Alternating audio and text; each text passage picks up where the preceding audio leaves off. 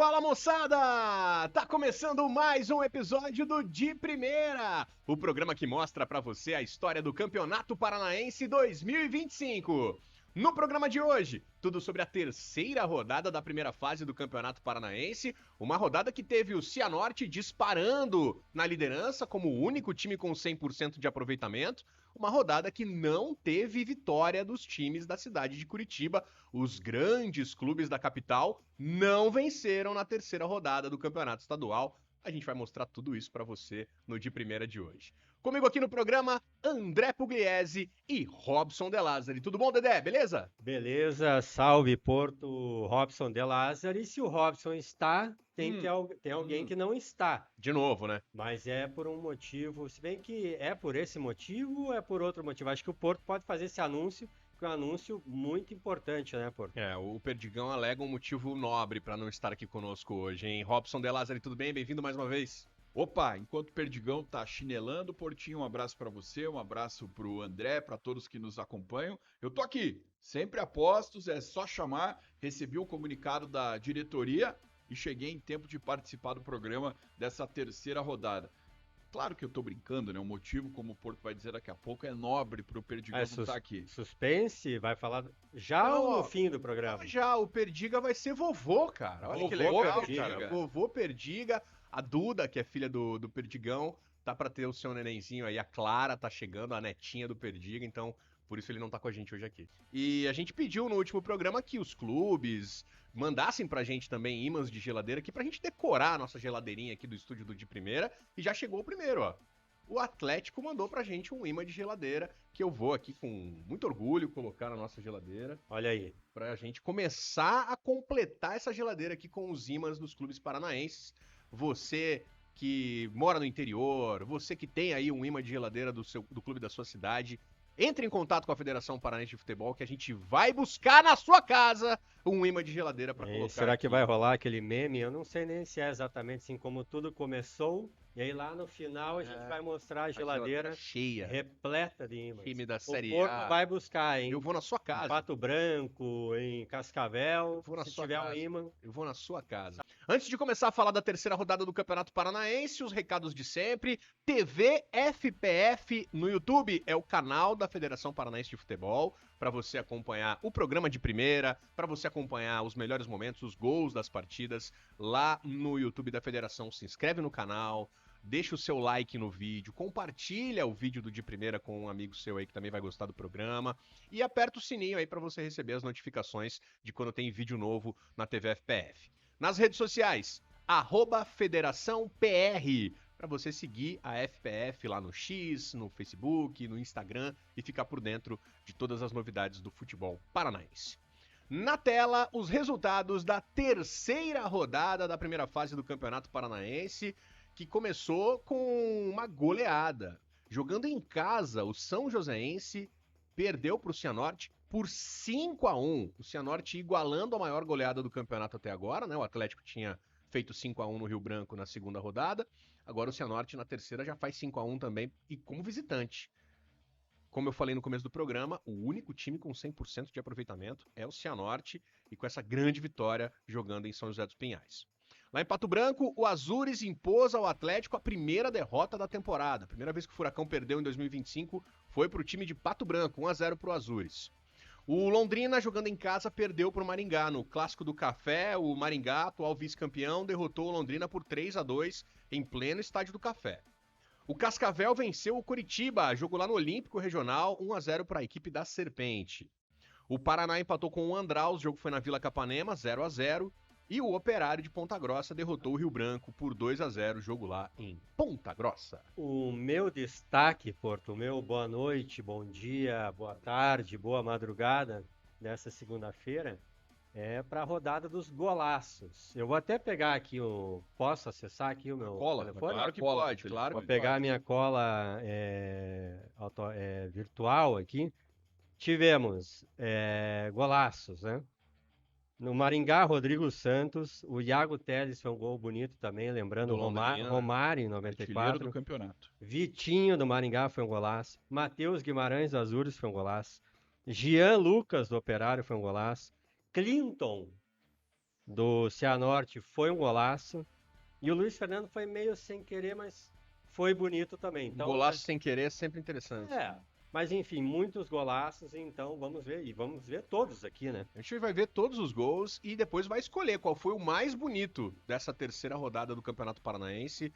O destaque da rodada, você já pode comentar aqui embaixo no nosso vídeo para você qual foi o gol mais bonito da terceira rodada do Campeonato Paranaense. Bora começar a ver esses gols já com a partida que teve mais gols. Em São José dos Pinhais, no estádio do Pinhão, o São Joséense recebeu a equipe do Cianorte e tomou uma goleada. 5-1 para o Leão do Vale, que desponta aí como o líder isolado do Campeonato Paranaense depois de 3 partidas. A gente já tinha destacado, né, o Cianorte, que ao lado do Atlético nas 2 primeiras rodadas eram os únicos 100%, e o Cianorte mantém essa marca com grande estilo, uma goleada fora de casa. 3 minutos de jogo, o Beléa fez 1-0. Belo nome. E o Robson falou fora de casa, segunda vitória fora de casa do Cianorte. Jogou um jogo só, hein, Cianorte.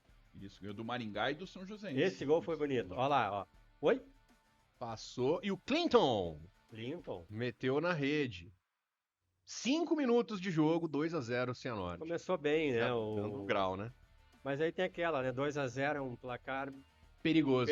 Então já no começo tinha tempo ali pro São Joséense virar, mas não aconteceu. É claro que o Cianorte não tem nada a ver com isso, mas o técnico Lúcio Flávio do São Joséense resolveu fazer uma mudança radical na equipe, pelo número de jogos, tal, uma equipe totalmente diferente dos 2 primeiros jogos nessa partida em que acabou sendo goleado. Breno Augusto fez o terceiro aí já no segundo tempo. Quando eu falo em gol feio, é esse aí, né? Esse é meio dividindo de cabeça, né? E você sabe quem que é o Breno? O loirinho? Aquele famoso. Polaquinho. É o nosso Polaquinho. É o Polaquinho da Cinco? Que jogou já no São José. Não pode ser. Agora o Cianorte com um jogador a menos em campo, fazendo o 4º gol. Gol marcado pelo Mori. O Samurai, jogador japonês. Olha o tamanho do cara. O Samurai é grandão mesmo, hein? E foi...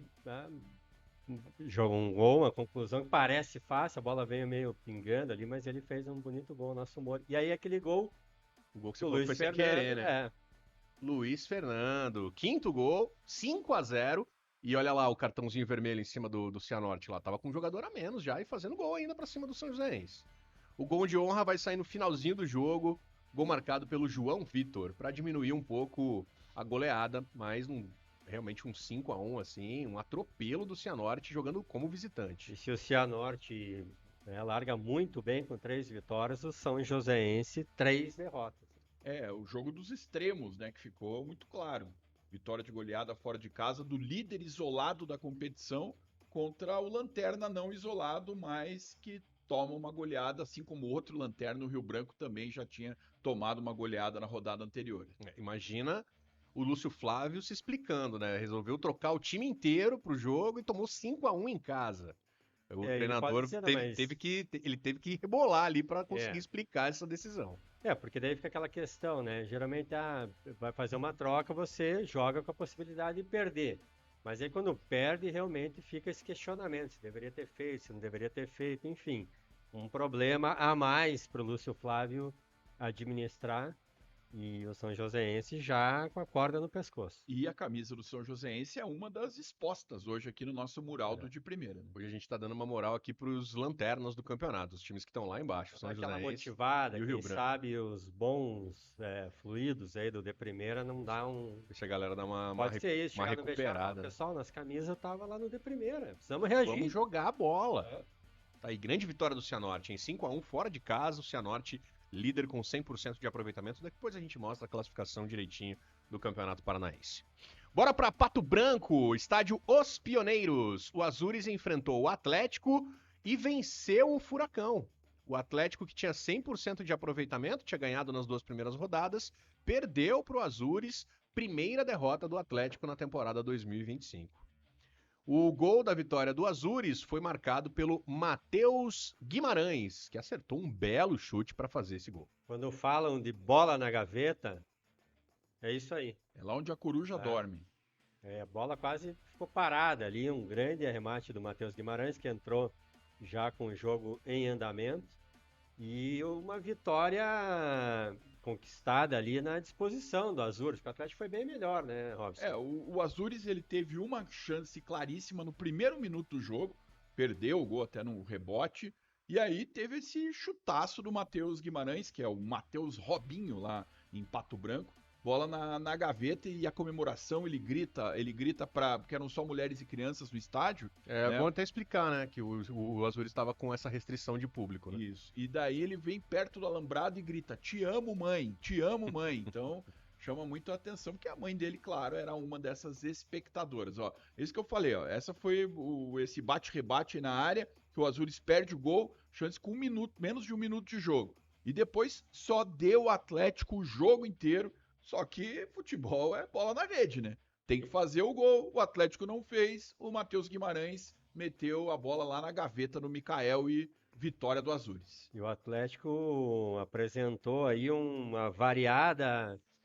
cardápio variado de como perder gol, né? Teve lance de bicicleta, teve lance frente a frente do goleiro, que o Diório perdeu, gol em impedimento, cruzamento na área, enfim, o Atlético perdeu gols de todas as formas. E pode até ser visto como algo positivo, não perdeu o gol, mas criou chances e tal, e acabou castigado com o golaço do Matheus Guimarães no segundo tempo. Então fica aí também para o técnico Maurício Barbieri, olha aí, ó, a gente vai vendo chances desperdiçadas de todas as formas. Essa preocupação de como o Furacão que fez 5 contra o Rio Branco, aí criou um monte de chances e não fez nenhum. E o Diório, que antes dessa rodada era o artilheiro do campeonato com 3 gols, agora não é mais, foi ultrapassado pelo Iago Teles do Londrina, ele perde um gol ali no finalzinho do primeiro tempo, onde o Zapelli, que na minha opinião foi o melhor em campo, foi o melhor da partida, criou muitas oportunidades, o Zapelli rouba a bola, o Diório arranca sozinho na cara do goleiro, é o lance que a gente vai ver agora. E não consegue fazer o gol. Tem o mérito do goleiro Vitor Hugo, que teve uma grande atuação, mas um artilheiro não pode perder um gol desses. Eu ia destacar o Vitor Hugo, realmente o Robson lembrou bem, foi a grande figura do jogo. O Atlético perdeu chances de várias formas, o Vitor Hugo, né, a gente está vendo, defendeu de tudo que é jeito e garantiu ele e o Matheus Guimarães aí 3 pontos valiosos para o Azures. De positivo no Atlético a estreia do lateral direito Dudu, que entrou durante o jogo. Eu acredito que vai conquistar a titularidade em breve. E olha lá, o Matheus Guimarães gritando: "Te amo, mãe, te amo, mãe". Muito emocionado, muito legal. E a estreia do Isaac, que veio do Fluminense, entrou durante o segundo tempo e criou oportunidades também, inclusive logo depois do gol do Azures, metendo numa jogada individual, uma bola na trave, por muito pouco ali não saiu o empate do Atlético. Então, até por ser início de temporada, início de trabalho, um time todo remontado, o Atlético teve coisas boas, só que perdeu a partida.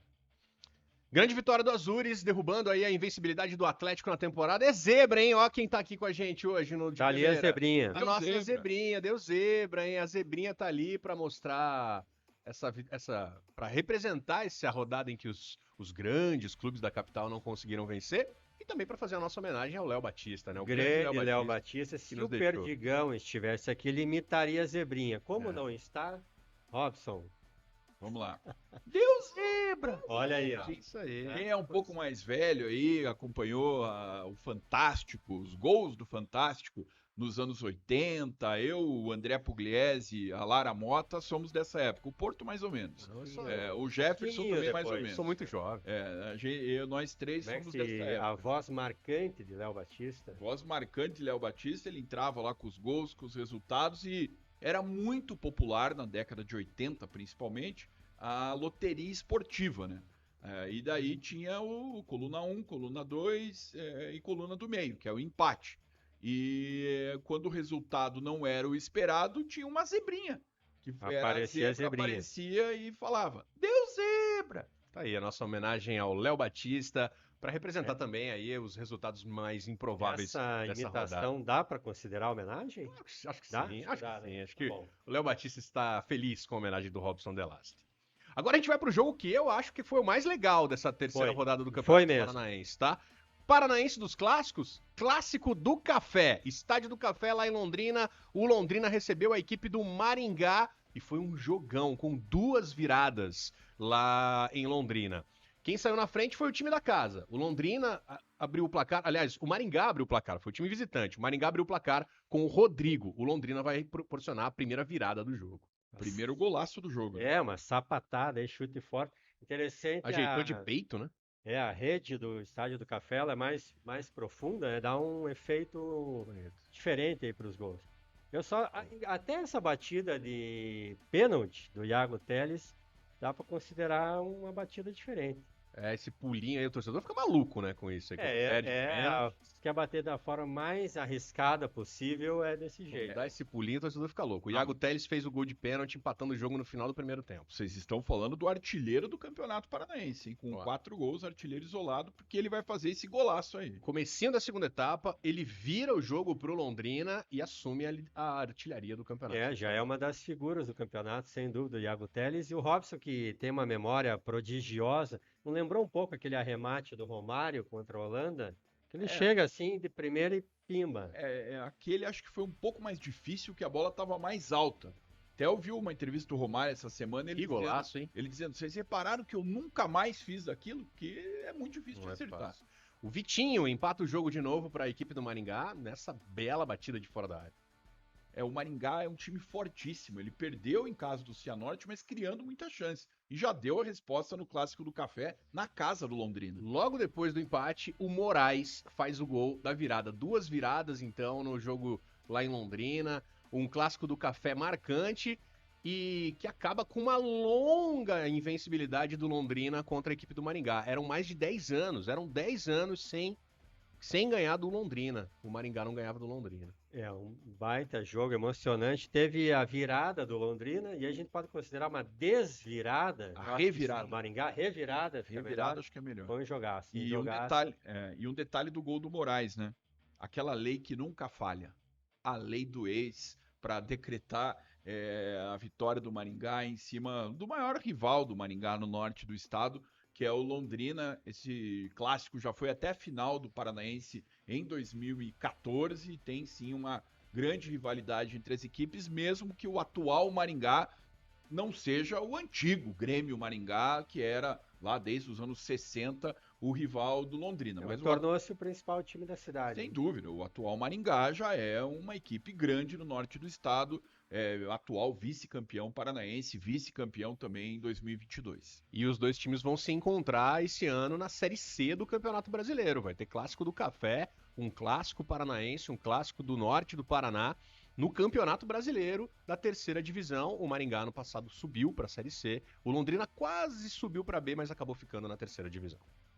Agora a gente vai lá pro oeste do estado, pro Estádio Olímpico Regional, onde o Cascavel recebeu o Coritiba e venceu o Coxa pelo placar de 1-0, mesmo o Coritiba utilizando o seu elenco principal, o seu elenco mais forte aí para a temporada. Vitória do Cascavel pelo placar de 1-0, gol marcado no começo do segundo tempo pelo Josiel. Um resultado expressivo para o Cascavel e preocupante para o Coritiba, porque quando o Coxa pôs o time principal para jogar com o São Joséense, deu aquela aliviada, né? Embora tenha sido um time sub-20 contra o Londrina, houve ali uma preocupação, aí aliviou contra o São Joséense. Não, tá tudo bem, agora com o time principal a coisa vai andar, e não foi o que aconteceu em Cascavel. Eu acho que o resultado, claro, para o Coritiba não é bom, mas mais preocupante foi a atuação. A atuação foi muito ruim, mas bota ruim nisso. Coritiba teve uma chance de gol o jogo inteiro, uma chance real, que o Brumado, que foi o cara da primeira rodada, com um gol, 2 assistências. Da segunda rodada, perdeu. Perdeu um gol feito numa assistência do Lucas Ronier. A caneta que o Ronier dá nesse lance é muito bonita. Em alguns momentos do primeiro tempo ele conseguiu aparecer e criar jogadas para o Coritiba, mas no geral foi um jogo morno, um jogo onde a marcação prevalecia quase a todo momento e o Cascavel estava na dele. O próprio Pelezinho, Rodrigo Alves, que a gente viu chutando essa bola de fora, deu entrevista no fim do jogo falando: nesse jogo até tivemos menos posse de bola que em outros, mas foi estratégico.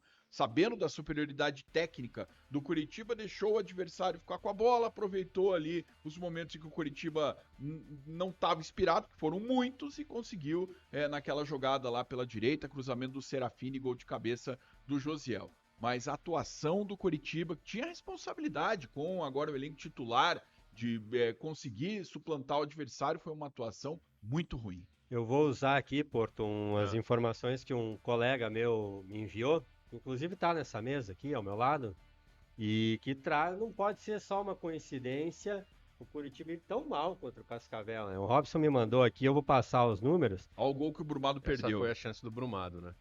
Nas 5 últimas temporadas, o Coritiba tem 4 derrotas e 3 empates contra o Cascavel e nenhuma vitória. Desde 2021, o Coxa perdeu em casa, 2022 empatou em casa, 23, 2 empates e 1 derrota, 24 derrota e 25 derrota. Então o que está acontecendo com o Coritiba quando enfrenta o Cascavel? Eu até ia chamar a nossa amiga ruim. Zebrinha de novo para essa vitória do Cascavel, mas desse jeito aí não sei se é zebra não, porque o Cascavel não tem sido. Tem tido um sucesso contra o Coxa já há vários anos. Robson, você que fez a pesquisa, traga o diagnóstico disso, por favor. Claro que você tem que levar em conta que muitas vezes esses encontros acontecem assim no início da temporada, nos primeiros jogos. Mas o Cascavel não é início de temporada. Não, mas é um time que tem um calendário menos apertado. Ele encerrou a Série D ano passado muito antes do que o Coritiba encerrou a Série B. Então ele já está melhor preparado fisicamente até. Mas esse time atual do Cascavel, apesar dessa excelente vitória contra o Coritiba, na minha visão, ele é inferior a outros Cascavéis mais recentes. O Cascavel foi vice-campeão paranaense em 2021 e em 2023. Inclusive, nesse retrospecto aí dos últimos 7 encontros entre Cascavel e Coritiba, tem o mata-mata das quartas de final de 2023, quando o Cascavel venceu por 3-1 lá no oeste do estado e segurou 0-0 no Couto Pereira, eliminando o Coritiba antes mesmo da semifinal. Então, realmente, ultimamente, o Cascavel tem se dado muito bem contra o Coxa. Se eu entendi, você quis dizer que essa cobra não é tão venenosa assim. Olha, ela pode crescer muito de produção, porque tinha perdido do Cianorte na primeira, feito um jogo bem ruim contra o Londrina na segunda, onde o Londrina teve bem mais chance de vencer e foi 0-0. E aí, estrategicamente, conseguiu barrar o Coritiba e vencer o jogo. Fez o que tinha que fazer com muito calor lá no Estádio Olímpico Regional. Gostei muito da faixa que apareceu ali agora na torcida do Cascavel, dizendo: se te amar for um pecado, nós todos iremos para o inferno. Que bonito, não é? Bonito, que bonito. Profundo. Esse apoio da torcida pode fazer a cobra subir na classificação do Campeonato Paranaense. Vamos para Vila Capanema, onde o Paraná ficou no 0-0 com a equipe do Andraus. Foi o único 0-0 aí da rodada. Um jogo sem grandes emoções aí entre o Tricolor da Vila e o Gigante da Pedreira. Para não dizer que não teve emoção nenhuma, teve um gol do Paraná anulado já no finalzinho da partida ali, 38 do segundo tempo. Diego Ivo fez de cabeça, mas a arbitragem anulou. Mas de resto, muita festa da torcida. Mais uma vez a galera paranista mostrando que tá ao lado do time nesse retorno na primeira divisão, mas a equipe acabou não correspondendo. Era um Paraná bem modificado também, né? Porque teve várias expulsões ali naquela confusão depois do jogo contra o Operário na segunda rodada. Essa foi a melhor chance do jogo. Contra-ataque e o Andraus perdeu o gol ainda no primeiro tempo. Teve um outro contra-ataque no segundo tempo que a bola também passou perto. Paraná teve volume, teve a bola, mas não criou absolutamente nada. É um jogo onde os goleiros não trabalharam. Se teve uma ou outra finalização perigosa, a bola foi para fora. Os goleiros, se eles não tivessem ali, talvez não fizesse grande diferença. Então foi um jogo bem ruim e claro que o Paraná passa por um momento assim de revolta, né? Depois de 2 anos na segunda divisão e no terceiro jogo do ano, depois de tudo que aconteceu contra o Operário, todas as expulsões, teve mais jogador machucado. O zagueiro Ian machucado, o Lucas Mazetti que fez o gol contra o Operário lateral machucado, Bruno Vinícius volante saiu machucado no primeiro tempo contra o Andraus. O time ficou muito modificado e realmente foi muito mal na partida. 0-0 foi um placar justo. Jogo disputado, brigado, aquela coisa de ocupação de espaços, e não sei o que, mas realmente de pouquíssimas emoções. Só no final teve, como o Porto falou, esse gol anulado do Paraná, que houve reclamação da parte da equipe paranista, mas nem houve tanto, dessa vez nem houve tanto. Dessa vez foi mais tranquilo. Mas eu acho que realmente, como o Robson destacou, muito mexido, isso acabou pesando aí para o Paraná ainda não conseguir vencer em casa, apesar Paraná do apoio da torcida, O 2 Paraná ainda não empates. ganhou no campeonato, né? E agora sai para fazer 2 jogos como visitante e a torcida já tá preocupada. Agora o Paraná enfrenta o Azures em Pato Branco e depois o Londrina no Estádio do Café. Claro, o ideal pro Paraná é fazer 6 pontos, mas um desses 2 jogos ele vai precisar buscar a vitória, senão na parte final da primeira fase, né, ali nas últimas 6 rodadas, ele vai estar numa situação bem apertada em relação a chegar no G8, em relação até escapar da parte de baixo da classificação. O capitão do time do Andraus, número 8, Vinícius Quis, foi um jogador importante no Paraná no acesso em 2017, na chegada do Paraná à primeira divisão nacional. Então voltou a Vila Capanema. Na verdade, o Andraus está jogando na Vila, né? Mas para enfrentar o Paraná, ele voltou. Voltou a encontrar a torcida. Né? Nesse jogo aí. Voltou a encontrar a torcida do Paraná. 0-0, Paraná e Andraus. O tricolor da Vila ainda não venceu nesse retorno à primeira divisão paranaense. Para fechar, Ponta Grossa. Estádio Germano Krieger, o Operário encarou o Rio Branco de Paranaguá, 2 equipes das mais antigas, das mais tradicionais aí do futebol paranaense. O primeiro tempo terminou empatado em 0-0. Na segunda etapa, o Operário conseguiu buscar a vitória. Primeiro com essa infelicidade aí do volante Vinícius, do Rio Branco, que fez esse gol contra para abrir o placar. Bem no cantinho, né? Matando o goleiro. Cruzamento do Jean Lucas, que entrou no segundo tempo e que faria o segundo gol, aí um belíssimo gol Belíssimo do gol do Operário para garantir a vitória. Golaço do Jean Lucas, fazendo 2-0 já no finalzinho do jogo para matar ali a partida e garantir 3 pontos pro Fantasma. Curiosamente, o Rio Branco vem numa sina aí complicada também, a terceira derrota do Leão, e teve boas chances, mesmo antes de sofrer o gol, né, o gol contra aí do Vinícius, que é Vinícius. Com O, né? Com O. É Vinícius. O Rio Branco teve algumas chances, o goleiro Elias do Operário fez uma defesa espetacular ainda já no segundo tempo, quando estava 1-0. E então tá faltando um capricho, um pouco de sorte aí pro Leão, que poderia ter saído na frente, poderia ter empatado, mas saiu sem ponto nenhum de Ponta Grossa. O goleiro Elias do Operário já havia sido um destaque no empate contra o Paraná e mais uma vez foi muito bem. O Operário tem essa marca, né? Muda de treinador, mas a característica da equipe continua. Ele é muito sólido defensivamente, embora o Bruno Pivetti tenha uma característica bem mais ofensiva até do que o Rafael Guanais, mas é um time sólido defensivamente. Em 3 rodadas tomou só 1 gol, é o vice-líder da competição com 2 vitórias em casa e um empate com o Paraná na Vila Capanema. Agora vai jogar contra o Atlético na Arena. Operário invicto na competição, vice-líder do Campeonato Paranaense, só 2 pontinhos atrás do Cianorte. O Pugliese avisou no começo do programa que foi uma rodada de golaços essa terceira rodada do Campeonato Paranaense. A gente acabou de ver todos eles, de fato alguns muito bonitos, e por isso foi mais difícil para essa rodada escolher o destaque da rodada, o gol mais bonito da rodada do Campeonato Paranaense. Tivemos uma discussão acalorada no nosso grupo, mas no fim das contas quem ganhou foi o Matheus Guimarães, que fez o gol da vitória do Azures para cima do Atlético. Um golaço lá em Pato Branco, chutando a bola no ângulo para fazer o gol da vitória. Tá aí o gol do Matheus Guimarães, que depois comemorou de um jeito também muito legal, correu lá em direção à sua mamãe, gritando: mamãe, eu te amo, mamãe, eu te amo.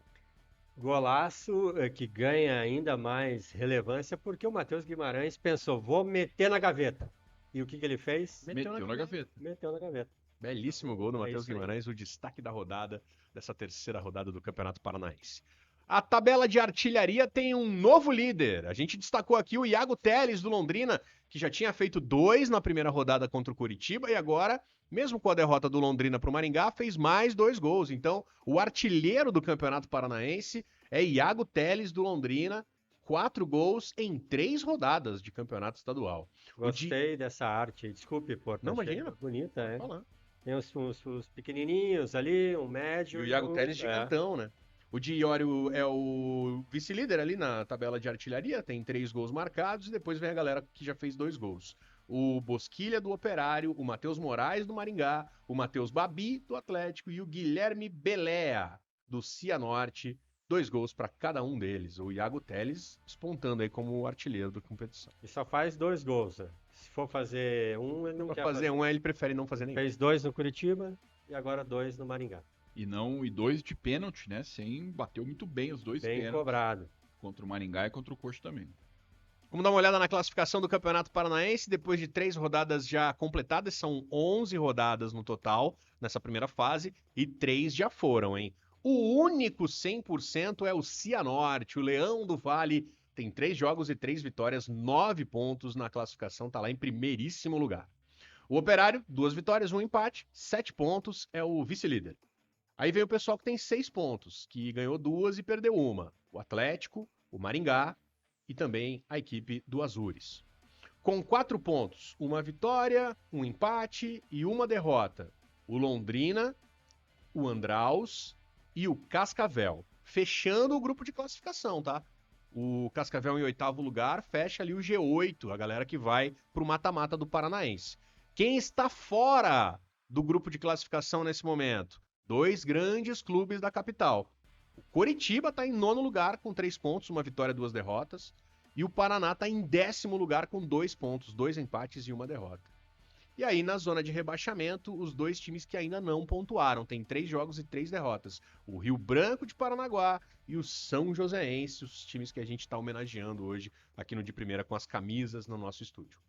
Acho que não tem, a gente precisa fazer esse destaque, embora início de campeonato sempre tem aquela conversa, não, mas está só começando, os times estão se ajustando, as equipes, no caso aí do Curitiba, né, tem o campeonato nacional, ainda está no comecinho, o Paraná teve um pouco mais de tempo de preparação, agora, de qualquer forma, acho que o Robson vai concordar comigo, sejam quais forem as circunstâncias, não dá para admitir o desempenho de Paraná e Curitiba, né? Vão ter que melhorar muito. Eu acho que a grande decepção do Coritiba foi nesse jogo de ontem, né? Porque aquela primeira contra o Londrina no time sub-20, aliás, o técnico Mozart já anunciou que o planejamento está mantido, a gente já vai ver a próxima rodada, mas o Coritiba contra o Maringá vai com o time sub-20 de novo, priorizando o Atletiba, que é sábado, no Couto Pereira. E o Paraná, ainda sem vencer em 3 rodadas, preocupa. Eu acho que se tivesse vencido o Andraus, estaria dentro de uma conta normal do que o Paraná se planeja para esse ano, mas esse empate deixou o time bem abaixo ali do que se imaginava, até porque agora tem 2 jogos difíceis seguidos fora. E tem essa questão, né, Robson? Vai se criando uma pressão, diferentemente de quando você começa o campeonato, tá tudo zerado, beleza? Primeira rodada, segunda rodada, ok, acontece, um vacilo aqui e ali. Mas agora não, agora o Paraná já tem uma pressão para conseguir sua primeira vitória. Assim como o Curitiba tem o confronto com o Maringá, dificílimo, com essa perspectiva de uma equipe modificada, também já, embora seja bastante possível, uma derrota lá em Maringá também já cria um cenário muito ruim. A 4ª rodada do Campeonato Paranaense é no meio dessa próxima semana agora, nos dias 22 e 23 de janeiro.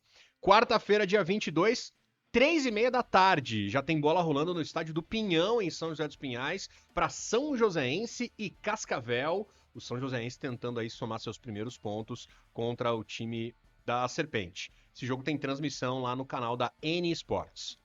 Aí na quarta-feira à noite, são 4 jogos no mesmo horário, 4 jogos às 8 horas da noite. Em Paranaguá, no Gigante do Itiberê, tem Rio Branco e Andraus. O Leão da Estradinha também buscando somar aí seus primeiros pontos na competição. 8 horas da noite também na quarta-feira, o Cianorte encara o Londrina. O jogo é no Albino Turbay, lá em Cianorte. O Cianorte com 100% de aproveitamento, quer se manter na liderança. Jogos também com transmissão lá da N Sports. Quarta-feira, 8 da noite, na Liga Arena, tem Atlético e Operário. Confronto de Série B de Campeonato Brasileiro, hein? 2 times paranaenses que vão se encontrar esse ano na segundona nacional. Esse jogo tem transmissão da Rede Furacão. E também na quarta-feira, 8 da noite, lá no Willie Davids, em Maringá, o Maringá encara o Coritiba. Como o Robson destacou, o Coritiba deve jogar com um time de garotos, time sub-20, contra o Dogão, que foi quem eliminou o Coxa no passado do Campeonato Paranaense, lá na semifinal da competição. Esse jogo vai ter transmissão da TV Paraná Turismo, em TV aberta para todo o estado do Paraná, e também lá da galera da TV Coxa Prime. Para fechar a rodada, na quinta-feira, dia 23, 8 horas da noite, lá no estádio Os Pioneiros, em Pato Branco, o Azures encara o Paraná Clube, jogo com transmissão da N Sports, tá aí a rodada número 4 do campeonato. Várias partidas interessantes, a começar por São Joséense e Cascavel. À tarde, no dia de semana, você que está muito estressado com o trabalho, quer dar Claro, aquela saidinha, lógico. né? Uma despressurizada. Fala pro chefe que vai fumar um cigarro. Você que é Uber e quer dar uma paradinha. Fala pro chefe que você vai ao banheiro. O jogo demora só 2 Tá aí horinhas. uma excelente oportunidade de curtir um futebol no dia de semana à tarde, que é algo raro, né? o aprazível estádio do Pinhão, ali em São José dos Pinhais. Quem tiver Exatamente. na região sul de Curitiba já está bem pertinho. Quem tiver na região metropolitana também está pertinho. Então, uma boa. E aí temos Atlético e Operário também, uma excelente partida, uma prévia aí da Série B. Claro que tem muita coisa para acontecer até chegar à Série B, mas interessante. Rio Branco precisando vencer. E para não falar todos os jogos, Robson, complementa aí. Não, o 100% líder, Cianorte contra o Londrina, que tem feito boas atuações do campeonato. Tem um Maringá, artilheiro, né? atual vice-campeão contra a garotada do Coxa. E um jogo decisivo já para o Paraná, em busca da primeira vitória contra o Azures, que mostrou contra o Atlético que não é de se matar com a unha. Traiçoeiro, time traiçoeiro. Todos os gols, todos os melhores momentos e o de primeira para você assistir quantas vezes quiser na TV FPF lá no YouTube. Se inscreve no canal, não esquece de apertar o sininho e deixar o seu comentário pra gente aqui também. De Lázari, até a próxima. Valeu, um abraço a todos. Dedé, até mais. Até mais. E quando você estiver assistindo, tem essa beleza da internet, né? Tem. De repente você está assistindo, o Perdiga já é vovô. É verdade. Né? Pode É verdade. Vovô Está Perdiga, Está salve de chegando, palmas. a Clarinha está chegando, a netinha do Muita Perdiga. saúde aí pra Clarinha, pro É. vovô Perdiga. E é isso aí. Desde já torcendo pra Clarinha gostar de futebol, virar jogadora, pra dar entrevista contando sobre o seu vovô Perdigão lá no futuro, quando ela estiver jogando pela seleção brasileira. O de primeira volta depois da 4ª rodada do Campeonato Paranaense para mostrar tudo sobre mais jogos do nosso campeonato estadual, o nosso Ruralzão. Valeu, galera, um abraço, até a próxima.